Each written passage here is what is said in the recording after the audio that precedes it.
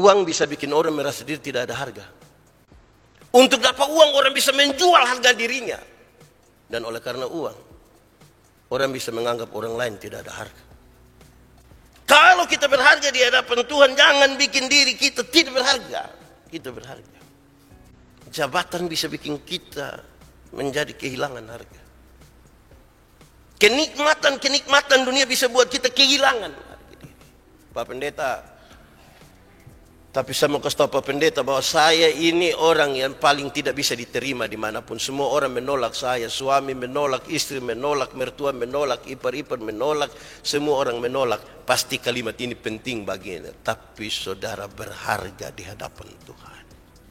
Apa beda orang di penjara dan orang di luar penjara? Don't pikir terlalu lama. Saya bilang beda orang penjara dan luar penjara Tuhan satu sah. Dong suka nak tangkap. Kita belum karena tangkap. Tapi kita ini jupara hanya karena belum. Berdoalah bagi dirimu masing-masing, supaya yang paling pertama harus ditemukan adalah diri kita yang hilang. Tuhan itu penuh kasih. Kalau ada hukum-hukumnya, itu adalah tongkat yang menolong dan bukan cambuk yang memukul. Tongkat yang menolong kita kembali pada jalan yang benar, membimbing kita pada air tenang berumput hijau. Selanjutnya minta Tuhan, Tuhan, kalau Tuhan sudah menemukan saya, layakkanlah saya sebagai pencari domba.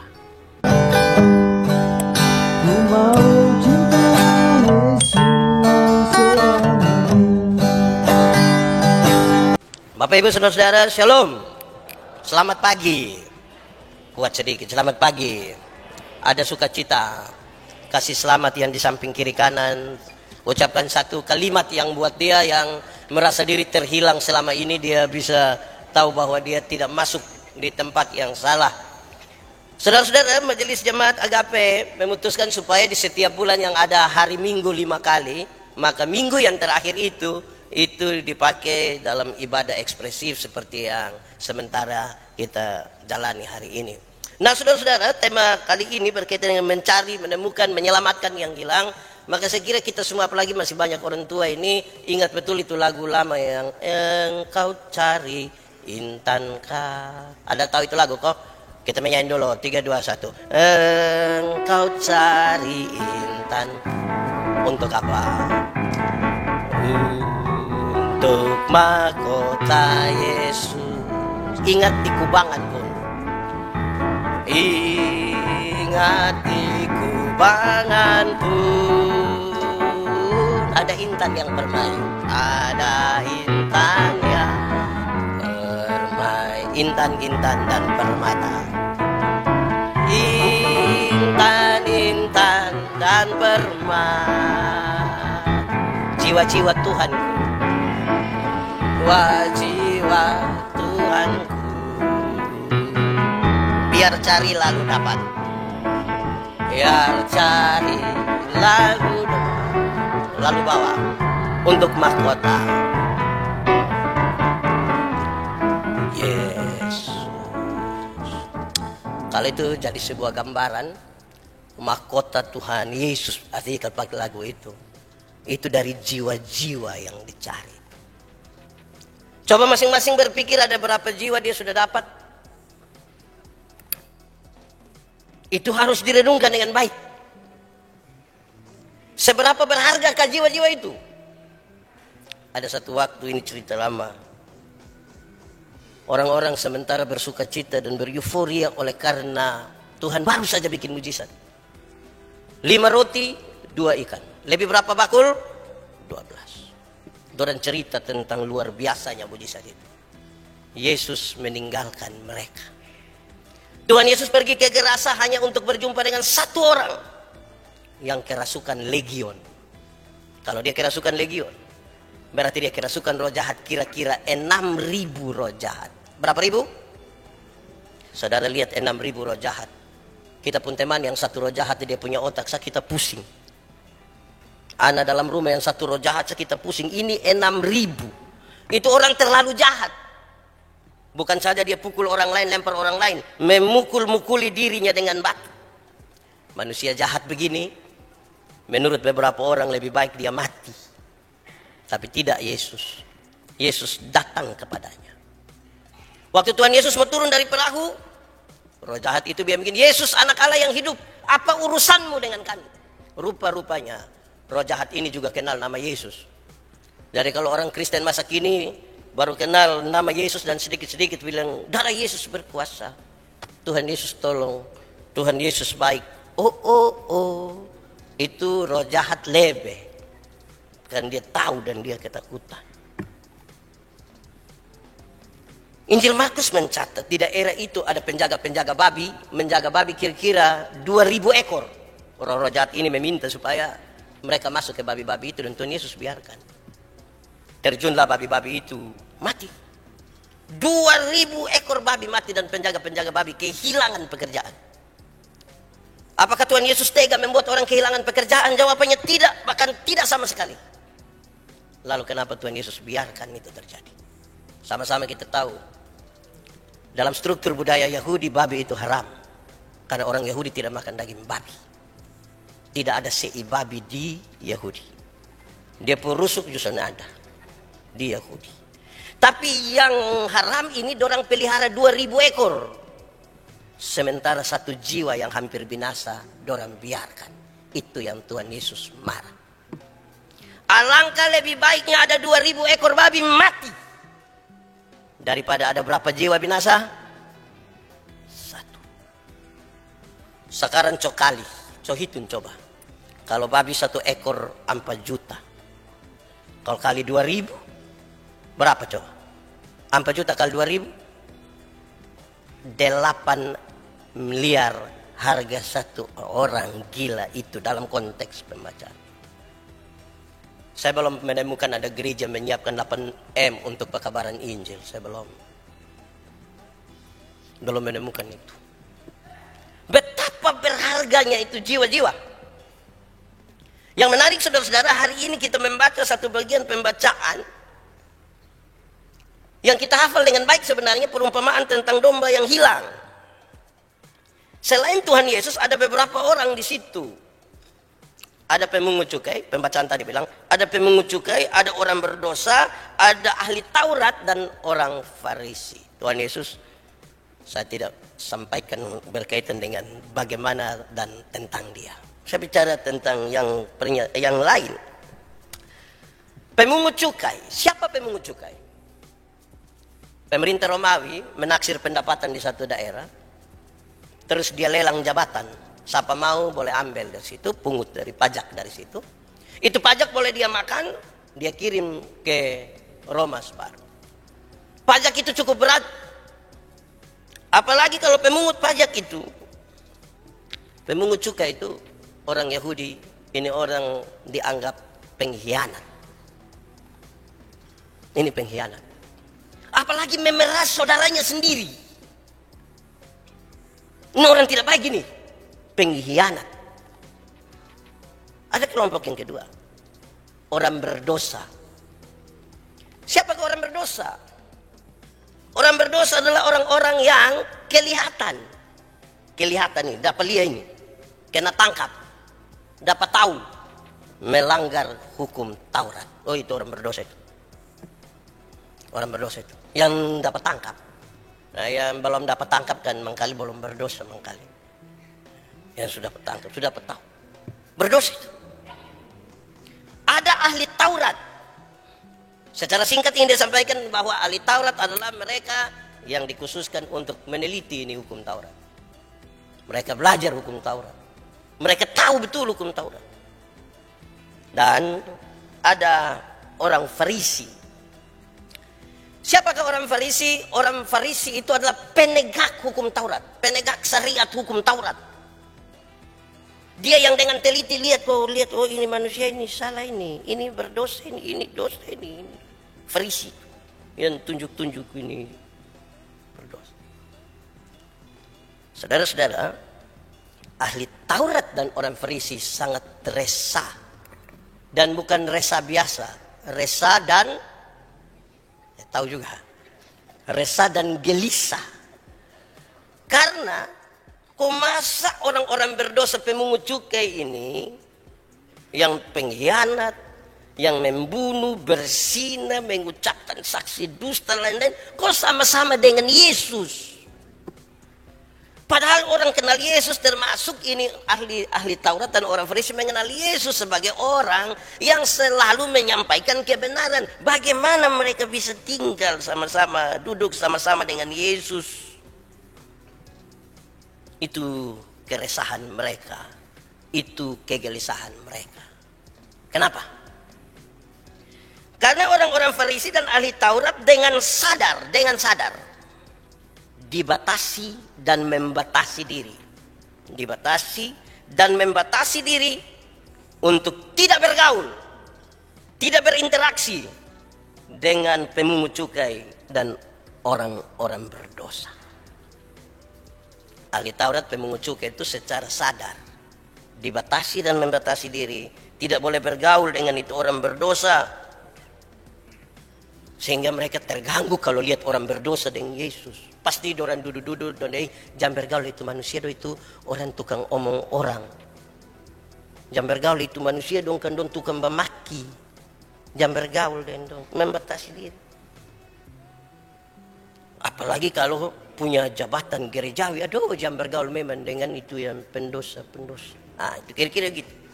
Saudara-saudara, itu situasi yang menarik untuk kemudian perumpamaan itu Tuhan Yesus sampaikan. Karena bagaimana mau sampaikan dan mencari jiwa yang hilang, kau pergi ketemu dorang saja tidak? Hanya ketemu kita dengan kita. Nah ini firman ini mau pergi mencari dan menyelamatkan hilang itu di mana? Saudara-saudara, padang rumput untuk peternakan di Yudea adalah tempat di mana banyak orang gembala membawa domba-domba mereka. Bukan satu orang punya saja. Mereka bisa berasal dari satu kampung tertentu dengan beberapa orang. Mereka sama-sama pergi ke tempat yang ada pakan ternak itu, mereka gembalakan di situ. Mereka jalan rame-rame. Biasanya kalau ada yang hilang. Jadi saya pergi dengan Pak Meki. Pak Meki bawa Pak Meki pu domba, saya bawa sapu domba. Sampai sana pas mau pulang saya pun hilang satu. Saya titip separuh di Pak Meki.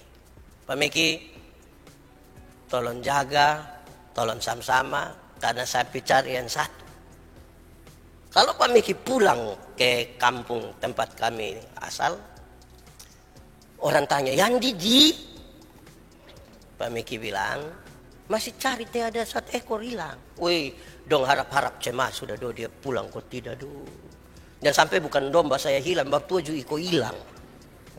Jadi dong tunggu. Setelah mendapat domba itu, dia akan taruh di sini, di bahu, dia pikul. Dia bawa pulang. Sampai sana orang-orang menyambutnya, atau kalau orang tidak tahu kan semalam, nanti dia kasih tahu kok orang bikin syukur, orang bersuka cita karena ada yang hilang itu sudah didapatkan kembali. Saya kira itu menjadi latar belakangnya.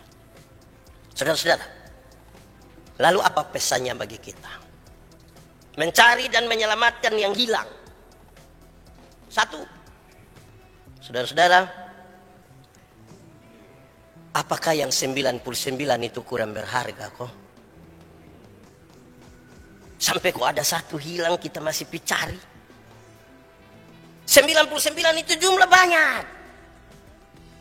Kalau satu hilang, kan masih ada 99. Kurang berhargakah yang 99? Lebih berhargakah yang satu itu? Jawabannya tidak. Bahkan tidak sama sekali, karena bagi siapapun kita yang memiliki harta, bagi siapapun kita yang memiliki harta, kalau ada satu hilang, dia akan mencari yang hilang. Saya tanya, ibu-ibu kalau ada rantai emas 10 hilang satu, saudara bilang, kasteng aku masih ada 9. Bukan karena yang 9 tidak berharga, tapi Tapi karena dia menjadi 100, karena ada satu itu, dia pergi mencari yang satu.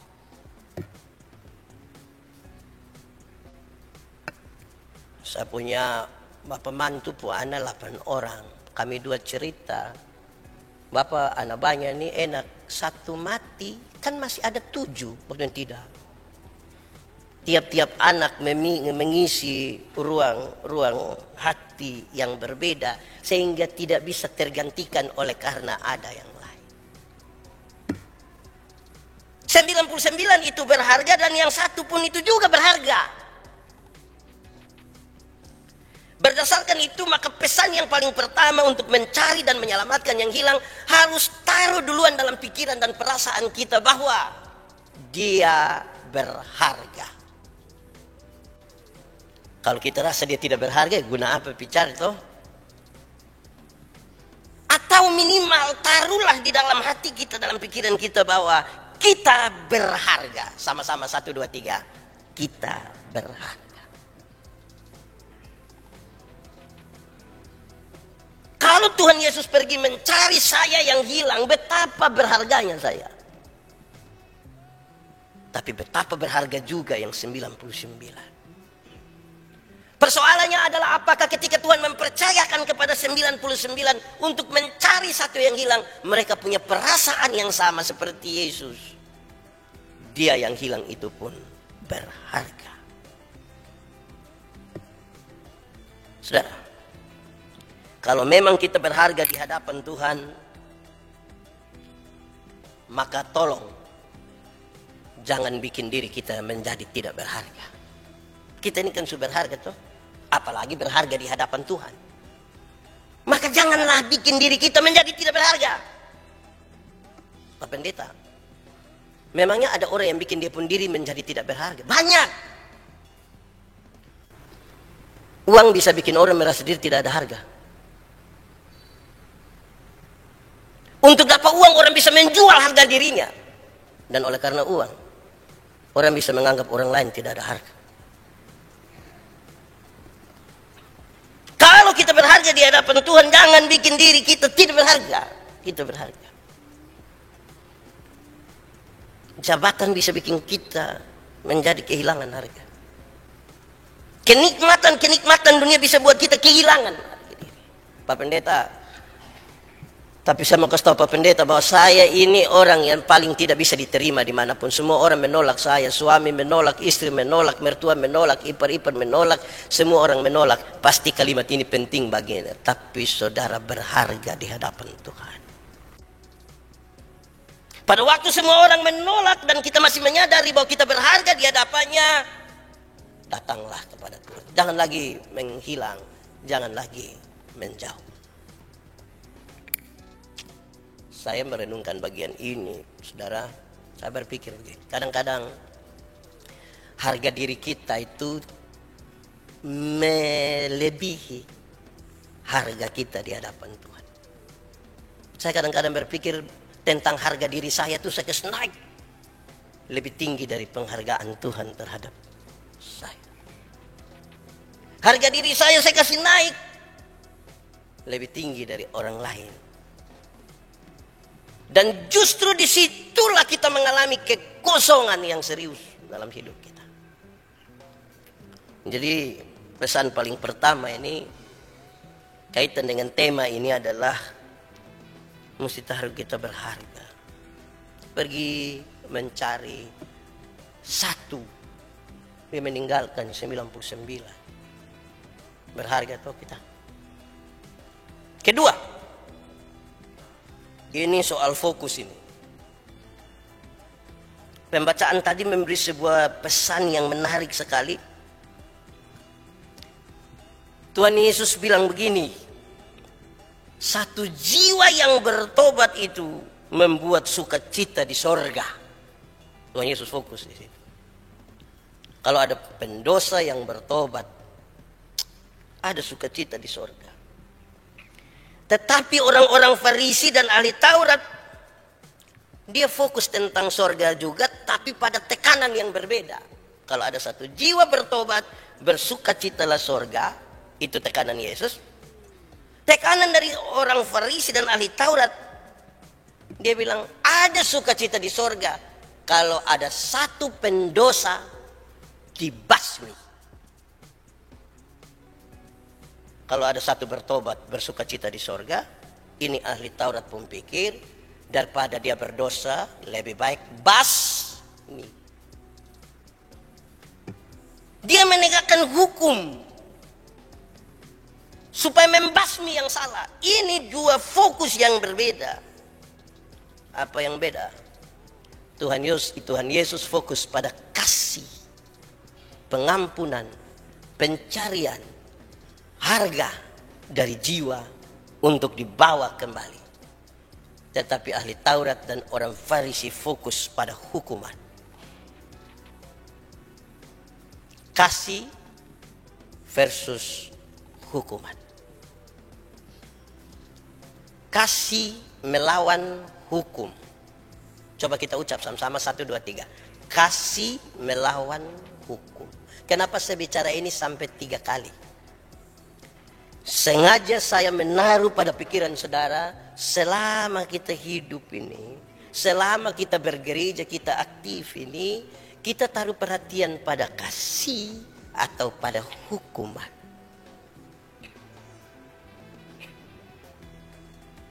Karena itu akan mempengaruhi kita memandang kepada orang lain yang hilang.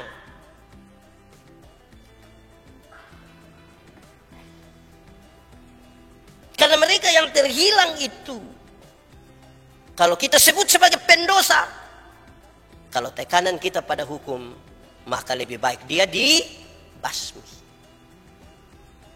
Tapi kalau fokus kita pada kasih, maka gereja adalah pom bensin, tempat isi BBM. Habis isi, kita pergi cari yang hilang, cari yang hilang, cari yang hilang. Makin banyak gas, kan bensin keluar makin banyak toh, data isi lagi, baru picari. Data isi lagi, picari. Saudara lihat, fokus yang berbeda mempengaruhi tindakan. Ingat baik-baik, kita fokus di apa sekarang? Di awal tadi setelah menyanyi lagu itu, saya tanya kepada saudara, ada berapa jiwa yang kita dapat? Dan jiwa yang kita dapat itu harus dibangun. Pertama berharga, tapi yang kedua mesti ada kasih di situ. Itu kata parsetan itu yang kadang membuat kita bikin fokus kita betul-betul pada hukum. Parsetan, biar kok dia rasa. Bahkan beberapa orang melihat Tuhan sebagai penghukum, bukan Tuhan yang penuh kasih. Ada ibu-ibu iris sayur di dapur, iris-iris sambil nonton film Korea. Sekarang drama Cina juga bagus. Dia kalau nonton begini, iris sayur, iris kena jari lang, Tuhan ampun, aduh Yesus. Woi, kalau setiap kesalahan kita Tuhan iris 1 kali, woi, saya yakin kita nih kena iris semua dari ujung kaki sampai ujung kepala. Saudara, Tuhan penuh kasih. Saya takut kalau fokus kita pada hukuman, jangan sampai kita ini hanya pada 2 hal. 1, kita seperti Farisi, penegak syariat. Berdosa, celaka, berdosa, celaka. Tapi yang kedua, kita persis dalam cara pandang Farisi tentang pendosa, yaitu mereka yang tertangkap. Karena kita melaksanakan hukum karena takut toh. Tidak mencuri bukan karena tidak pencuri itu tidak baik atau tidak boleh. Tapi kalau tangan kanan berani mencuri, kan itu tangan harus dipotong. Sudah terakhir, hati kepingin mah daripada sorong. Mata mana yang melihat, bukan melihat apa ya, mengintip orang istri cungkil. Wih, begini banyak gagah-gagah ini bermata hanya 2, mungkin kita pun sudah ada lah 2. Akhirnya supaya jangan kelihatan pakai kacamata hitam, supaya jangan dapat lihat. Oh, kalau kita lihat. Fokus itu sangat memberi pengaruh. Saya tanya kepada orang-orang, apa beda orang di penjara dan orang di luar penjara? Dong pikir terlalu lama. Saya bilang beda orang penjara dan luar penjara itu hanya satu sah. Dong suka kena tangkap, kita belum kena tangkap. Dan kita ini jupara hanya karena belum. Fokus sangat mempengaruhi. Saya ajak kita hari ini saudara-saudara untuk mendapatkan jiwa-jiwa, hati harus berlimpah dan luas dengan kasih. Wih, kasih ini kalau tidak ada di sini, bagaimana kita menjangkau jiwa-jiwa? 3. Saudara-saudara, bagaimana sekarang mencari yang hilang? Ini teknis ini. Tadi pertama cara pandang, yang kedua daya dorongnya. Cara pandang kita berharga dia. Yang kedua pendorong penggeraknya mesti kasih. Tapi sekarang bagaimana mencari dan menemukan yang hilang? Saudara-saudara, yang paling gampang saya kasih tahu di awal adalah untuk mencari dan menemukan, mendapatkan kembali yang hilang, mesti mulai dengan doa. Kalau kita tidak pernah berdoa bagi satu nama untuk mendapatkannya kembali, kalau kita tidak pernah berdoa untuk minta Tuhan memampukan kita dalam proses mencari jiwa-jiwa ini, mungkin kita akan buat program pekabaran Injil, tapi kita tidak mendapatkan jiwa.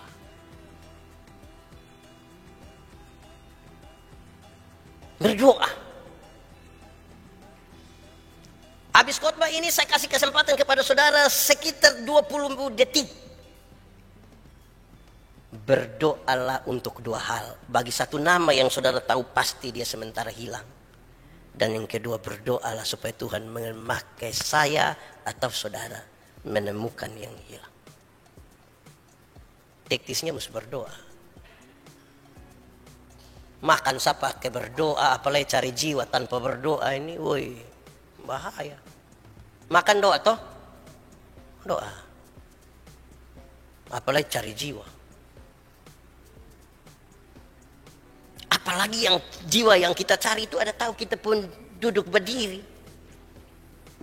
Kita pun suami misalnya, kita berdoa, kita sebut dia pun nama.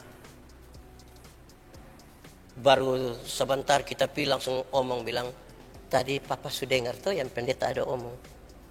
Terus waktu dia lu kira hilang. Kita langsung hilang akal itu. Berdoa. Tapi kedua saudara-saudara, untuk mencari jiwa yang hilang ini kerjanya mesti tim.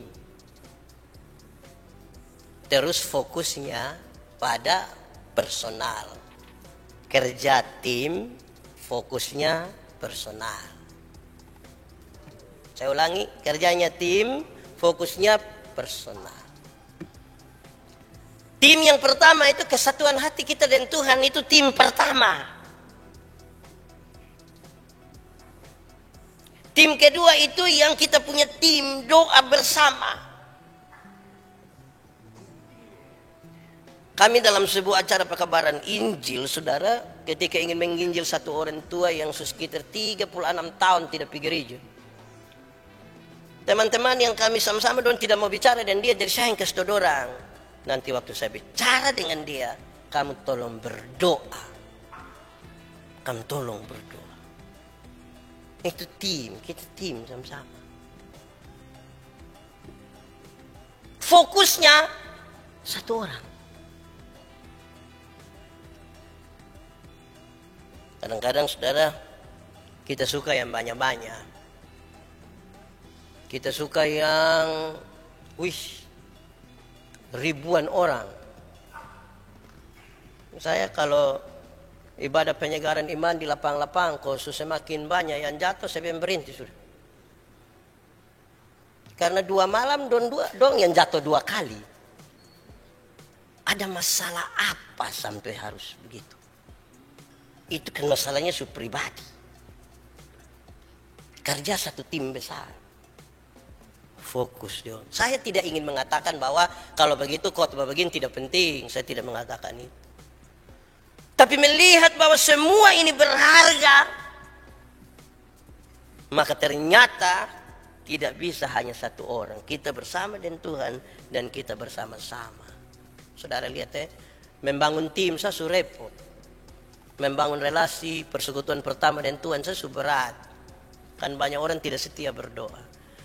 Membangun tim kerja lagi tambah repot lagi karena di itu tim tuh ada yang tukang tersinggung sa. Pokoknya kalau kita pakai baju pas dan dia mau dia sudah tersinggung. Semua berhenti sa. In jiwa dong. Jadi membangun satu-satu ini tidak gampang. Sehingga kalau sampai ada orang meremehkan pekerjaan ini, meremehkan tanggung jawab ini, waduh, susah. Saudara, ada kebiasaan di tempat-tempat yang punya ladang-ladang gandum yang luas.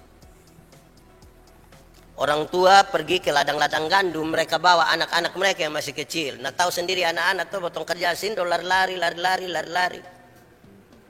Waktu mau pulang, anak separuh tidak ada. Mau cari ke mana? Karena anak tinggi 150, mungkin ada yang 130, mungkin ada yang 120. Nah kok ini gandum dong tinggi-tinggi. Hilang toh. Pasti cara paling pertama dia pun bapak panggil, Simon.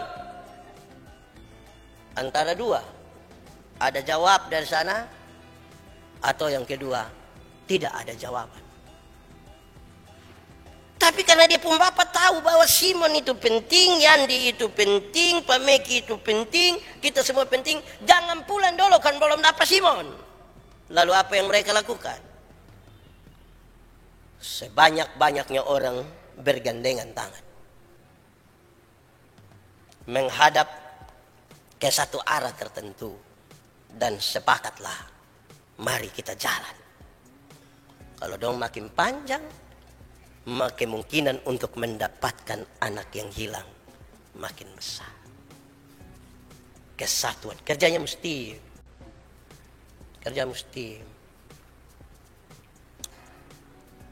Teman-teman yang biasa kasih pelatihan pastoral itu dan yang begini.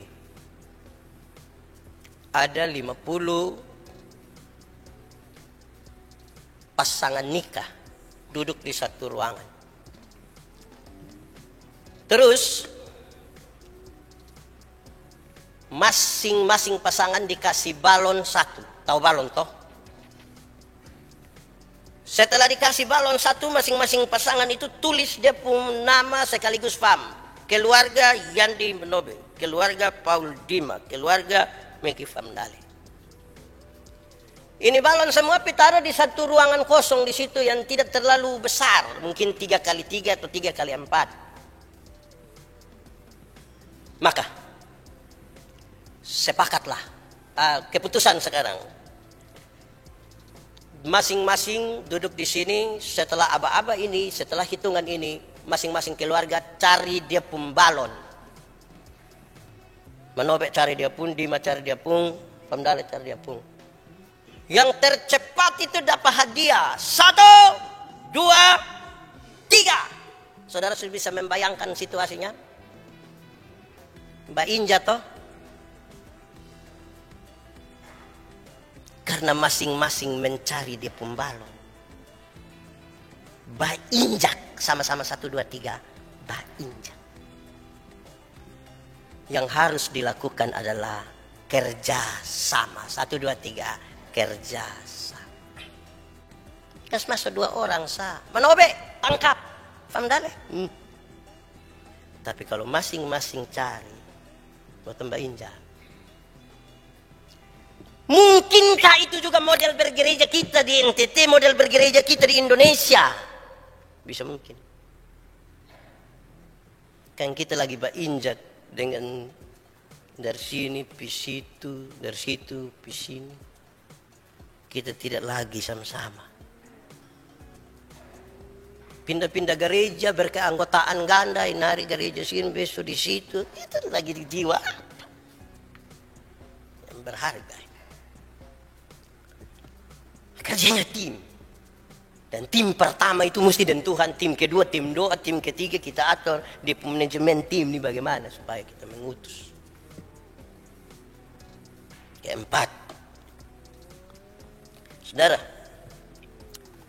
di bagian keempat ini saya ingin sampaikan kepada kita begini. Jadi cara untuk mencari menyelamatkan yang hilang sudah selesai. Empat, ahli Taurat dan orang Farisi, mereka juga adalah orang yang terhilang. Jangan pikir tiap hari ada omong hukum Taurat, jadi tidak hilang. Jangan pikir bahwa mereka itu tiap hari menegakkan syariat Taurat. Mereka juga terhilang. Kenapa? Karena persoalan cara pandang mereka. Cara pandang mereka itu mengabaikan mereka yang lain yang hilang. Menghakimi mereka yang hilang. Dan mereka tidak mau berjumpa dengan orang yang disebut sebagai pendosa. Ada orang terhilang sini, terabaikan, terhakimi, dan tidak tersentuh. Kan tidak mau ketemu dengan orang. Bagaimana tidak ketemu kita bicara sesuatu ke orang? Siapakah yang terhilang sekarang? Mereka pun termasuk yang terhilang. Kalau pendeta Yandi terlalu banyak bicara tentang syariat agama, tapi mengabaikan mereka yang terhilang. Pendeta Yandi pun harus didapatkan kembali. Harus ditemukan kembali. Pendeta lagi hilang. Saudara, saya pikir-pikir, memang sekarang penting bagi kita. Kalau kita sebut yang hilang itu korban, maka kita juga korban mungkin ya. Korban dari mana kita? Cara berpikir kita mengorbankan kita. Sehingga sudah pasti kita tidak akan mencari mereka.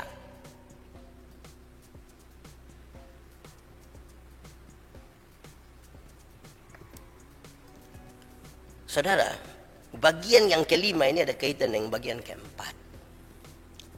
Tapi yang kelima ini saya mencatat bagi kita begini, saudara.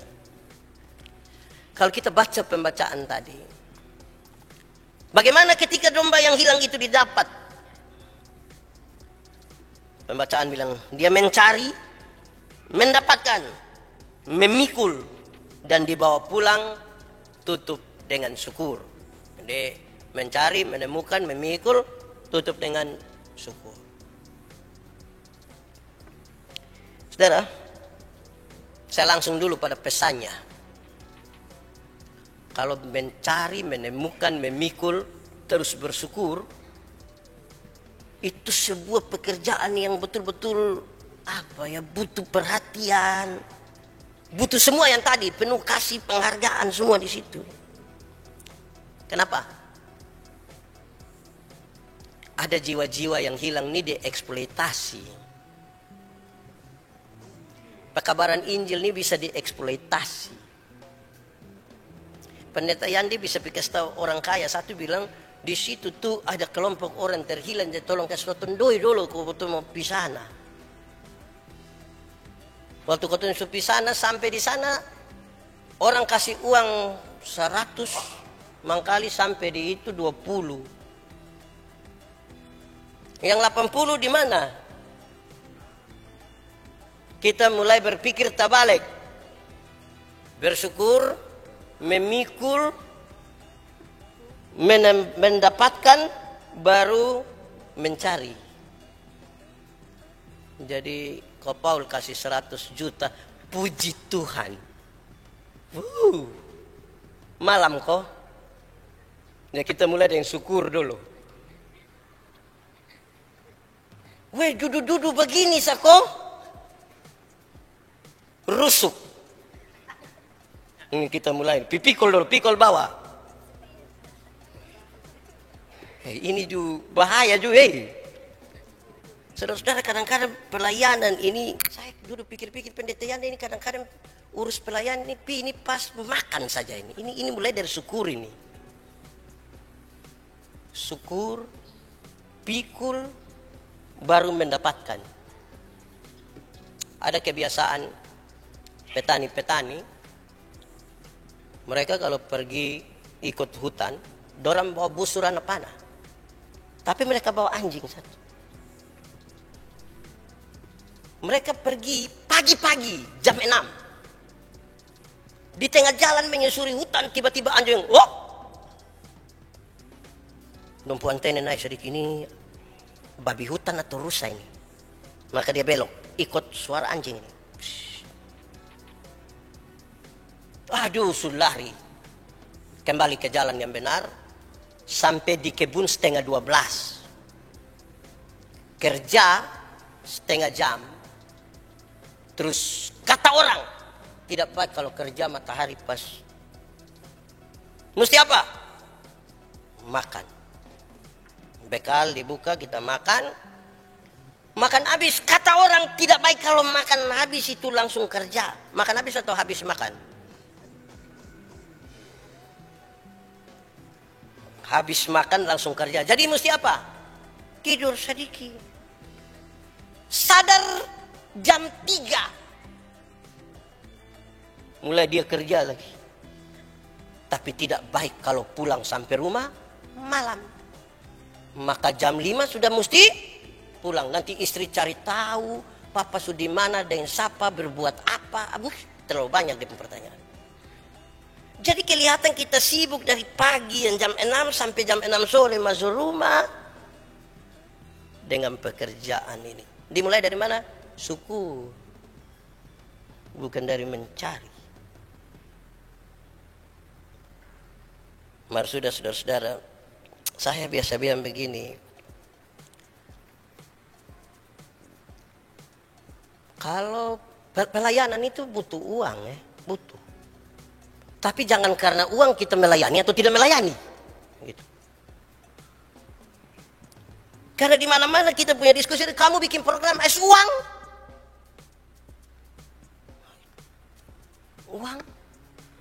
Uang. Kan masuk akal juga. Tapi hari ini saudara saja kita berpikir sesuatu yang lain. Tidak boleh mulai dari itu. Kan sandaran kita tidak di situ. Dalam rasa yang berharga itu, dalam kasih yang besar, dalam doa dan persekutuan. Keempat, bagian dari identifikasi siapa yang hilang. Maka kita mesti mulai dengan melakukan, mencari itu melakukan sesuatu. Tapi saudara lihat bahwa kemudian mesti ada ikutan. Kami diskusi tentang, kami PA ini, teks ini, domba yang hilang.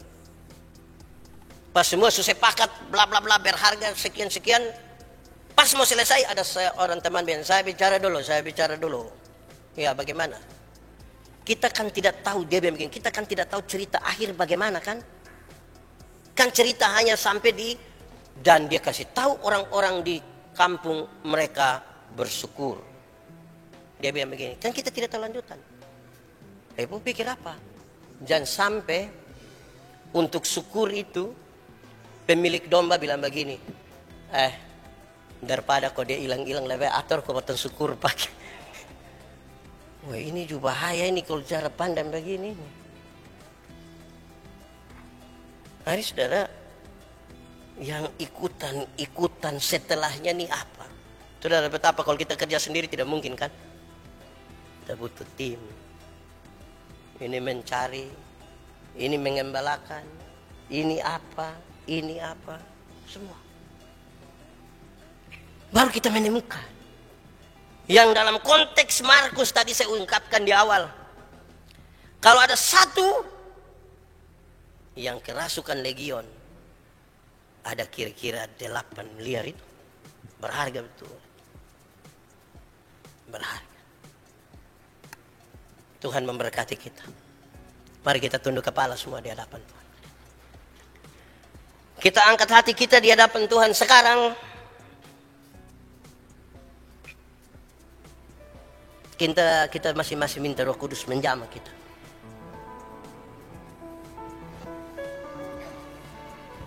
Kita minta Tuhan masing-masing kita ini supaya kita dilayakkan untuk mencari dan menemukan yang hilang. Atau mungkin kita juga sementara hilang di tengah-tengah keramaian bergereja. Berdoalah bagi dirimu masing-masing, supaya yang paling pertama harus ditemukan adalah diri kita yang hilang.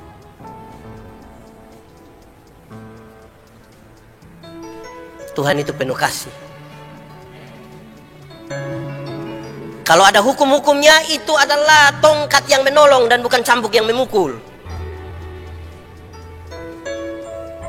Tongkat yang menolong kita kembali pada jalan yang benar, membimbing kita pada air tenang berumput hijau. Selanjutnya minta Tuhan, Tuhan, kalau Tuhan sudah menemukan saya, layakkanlah saya sebagai pencari domba. Mampukanlah. Minta itu dari Tuhan. Dan terakhir, sebutkanlah satu nama yang mungkin saudara sementara pikirkan atasnya. Dalam keyakinan tidak ada yang mustahil di dalam nama Tuhan.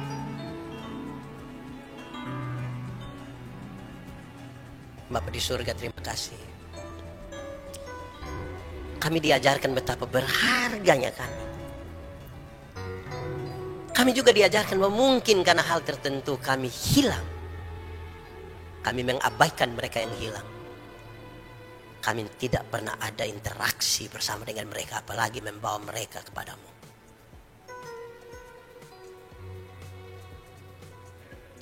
Kami mohon hari ini tolonglah kami, layakkanlah kami.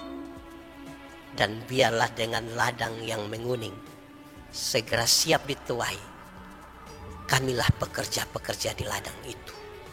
Bukan karena jabatan gerejawi kami, tetapi karena kami sudah ditemukan sebelumnya kami adalah yang hilang.